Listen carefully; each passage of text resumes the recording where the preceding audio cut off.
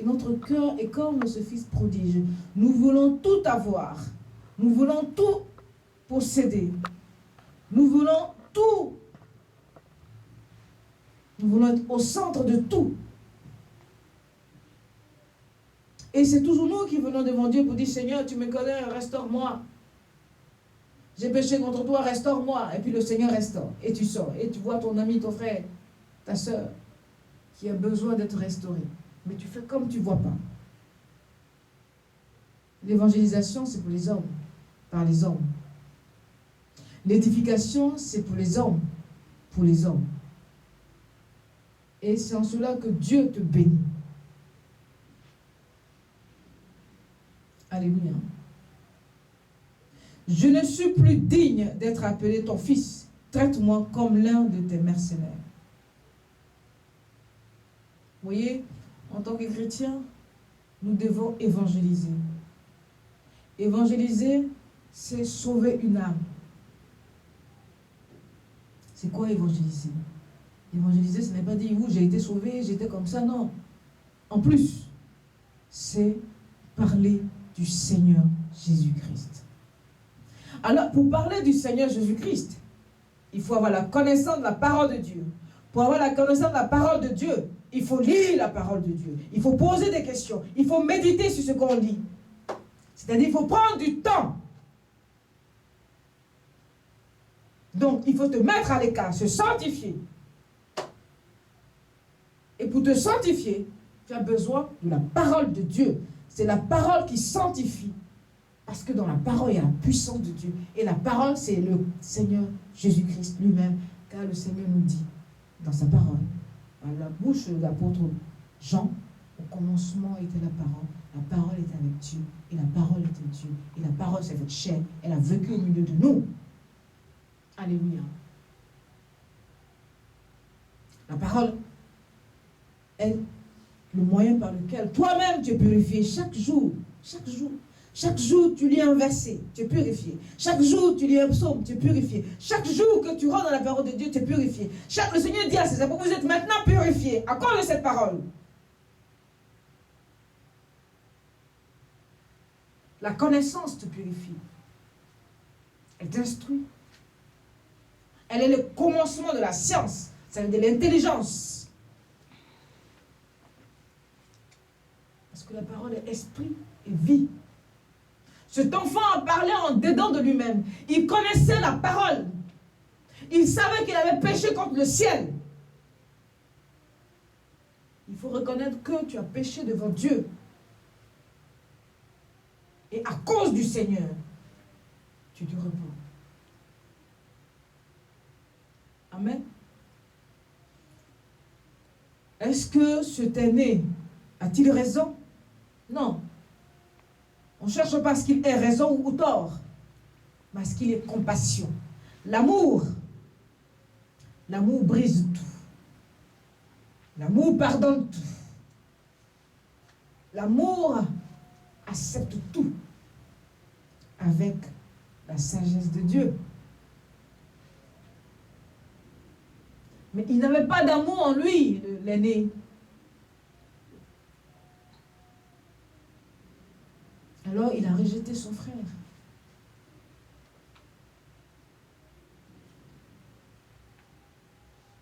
Est-ce qu'il a compris? Non, il a continué en disant, et quand ton frère commence à dire ta fille à ta mère et à ta fille, c'est qu'elle a fait, c'est qu'il est en colère. Toi qui es chrétien ou chrétienne, tu dois dire, pardonne-moi mon frère, pardonne-moi ma soeur, parce que quand il commence à dire ta fille ou ton fils à ta mère ou à ton père, ça veut dire qu'il est vraiment touché dans le cœur. Il ne te considère plus en cet instant comme ta soeur, comme ton frère, mais il te considère comme un adversaire. Alléluia. Ton fils est arrivé, celui qui a mangé ton bien avec des prostituées, c'est pour lui que tu as tué le veau gras. Mais qu'est-ce qui lui fait croire qu'il a tué? Il a été avec des femmes de joie. Il aurait pu peut-être faire des choses autres que ça. Mais tellement que son âme a été touchée, tellement de mépris, qu'il pense qu'il a des mauvaises pensées. Alors, non seulement le Fils, il a été régénéré, qui était irrégénéré, a été régénéré. Alors le Fils est né, qu'on croyait régénéré, et alors irrégénéré. Est-ce que vous comprenez ce que je veux dire? Les gens qu'on croit qu'ils sont dans la vérité, mais quand on gratte, en fait, c'est tout un mensonge de vie. Ils se mentent à eux-mêmes. Vous voyez, il faut toujours éprouver l'esprit. Et comment le Seigneur éprouve l'esprit? Ce n'est pas des épreuves. Ce n'est pas des épreuves que tu verras si réellement cette personne est attachée à Dieu ou pas. Parce que les épreuves sont suscitées par l'Esprit de Dieu afin d'élever ton esprit vers Dieu. Et de peser le poids de ta foi, la dimension de ta foi pour le Seigneur Jésus-Christ. Et quand le Seigneur a pesé, et qu'il a mesuré, et qu'il a valorisé, alors il se rend compte que tu ne pesais même pas, que tu te mentais à toi-même. Et le Seigneur te révèle ton cœur. Vous savez, ce n'est pas pour Dieu, parce que Dieu nous connaît. Le Seigneur nous révèle ce que nous sommes nous-mêmes à travers les épreuves. Tu te vois toi-même. C'est comme un miroir. Le Seigneur te montre, tu regardes ta propre image, ton mensonge. C'est ça en fait les épreuves.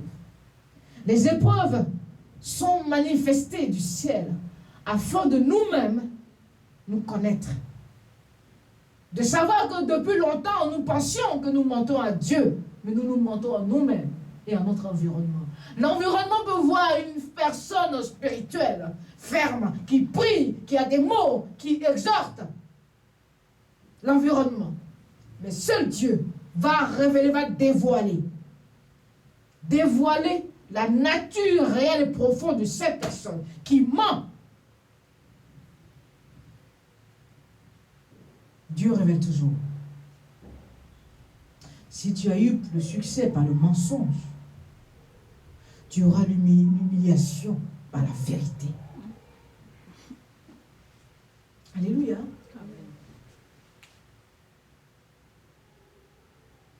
Et ça, lorsque le Seigneur dévoile que tu es humilié par la vérité, alors tu fuis. Amen. Tu fuis. Tu fuis la vérité. Tu fuis parce que tu n'es pas encore libéré. Tu n'as pas encore été régénéré. Parce que normalement, Dieu encore là, dans sa patience, a dévoilé pour que tu viennes à la repentance. Non pas pour t'humilier, mais ça, tu te sens humilié. Parce que tu crois que c'est l'objectif de Dieu. Non, l'objectif de Dieu encore, c'est pour te purifier par la vérité. Pour que tu viennes à la repentance, pour que lui, il change, il te transforme.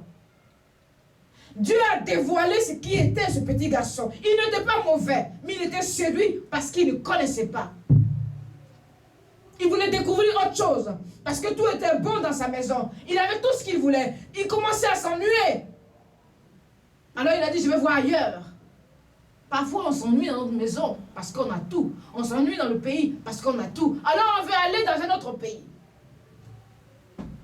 Et c'est là que commencent les choses qui nous attirent à la facilité. Parce qu'on veut garder le même standing de vie. Ce jeune homme n'a pas voulu garder. Il a voulu retourner chez son père parce que cette situation était devenue catastrophe. Il aurait pu voler, mais il n'y avait pas d'issue. Parce que Dieu voulait sauver son âme. Et Dieu a conduit dans sa providence à aller garder les porcs et faire en sorte que le propriétaire ne lui donne pas à manger pour l'emmener à être sauvé. C'est ça les épreuves. Les épreuves, Dieu sert tous les côtés. Pour que tu puisses venir à lui. Il t'écarte de la facilité. Il t'écarte de l'environnement. Et tu te retrouves seul. Pour que tu ne comptes que sur lui. C'est encore là les grâces de Dieu. Pour sauver ton âme. Mais si là encore, tu n'arrives pas à la repentance, c'est que tu es voué à la destruction. Amen. Cet enfant était l'élu de Dieu. Alors Dieu a recréé son cœur. Comme David dit, Seigneur, donne-moi un cœur pur. Le Seigneur a transformé le cœur de cet enfant pour qu'il puisse réfléchir, avoir du bon sens, chercher la repentance, retrouver, repartir dans sa maison pour demander pardon à son Père, pour que son âme soit en paix, pour que son âme soit en paix avec Dieu, pour que son âme soit en paix avec son Père, pour que son âme soit en paix avec le pays, pour que son âme soit en paix avec sa propre vie. Tout dépend de nous pour faire ce qui est bien. Tout dépend de nous. Dis, tout dépend de moi. Tout dépend de moi. Tout dépend de moi. Dis, tout dépend de moi. Tout dépend de moi. Tout dépend de moi. Tout dépend de moi. Tout dépend de moi pour réussir. Tout dépend de moi pour réussir. Tout dépend de moi pour avancer. Tout dépend de moi pour avancer. Tout dépend de mon cœur. Tout dépend de mon cœur. Alléluia. Tout dépend de toi.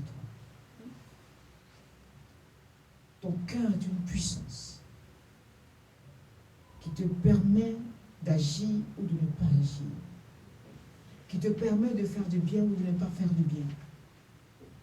Qui te permet d'avoir la compassion ou de ne pas avoir la compassion. Qui te permet d'aimer ou de ne plus aimer. Mais lorsque quelqu'un dit « je ne veux plus aimer », mais pourquoi dit-il qu'il ne veut plus aimer? Parce qu'il y a une déception. Alléluia. Mais la déception vient de qui? Est-ce de Dieu ou d'un homme? D'un homme. Donc c'est l'homme qui a fait quelque chose, ce n'est pas Dieu. Cela ne veut pas dire que la prochaine personne que nous allons rencontrer sera la même. Est-ce qu'on se comprend? Parce que cet homme qui a fait du mal, il a fait du mal selon son cœur et selon l'attitude dans laquelle on était. Est-ce qu'on avait la sagesse selon Dieu pour discerner ce qui est bien ou ce qui est mal? Nous devons par moments aussi être responsables de nos échecs, puisqu'il nous arrive de nous glorifier de nos réussites. Et de dire, ah j'ai prié, j'ai réussi. Nous devons aussi dire, ah je n'ai pas prié, c'est pourquoi je n'ai pas réussi. Et ne pas toujours rejeter la responsabilité. Alléluia. Cet enfant prodige a été responsable à un certain temps parce que l'Esprit de Dieu est rentré en dedans de lui-même. Pourquoi l'Esprit de Dieu est rentré en dedans de lui-même? Parce que son cœur s'est ouvert. Ouvre ton cœur. Ouvre ton cœur parce que le Seigneur dit une chose qui se tient à la porte. À la porte. Apocalypse chapitre 20, verset 21 à 22. Je me tiens à la porte.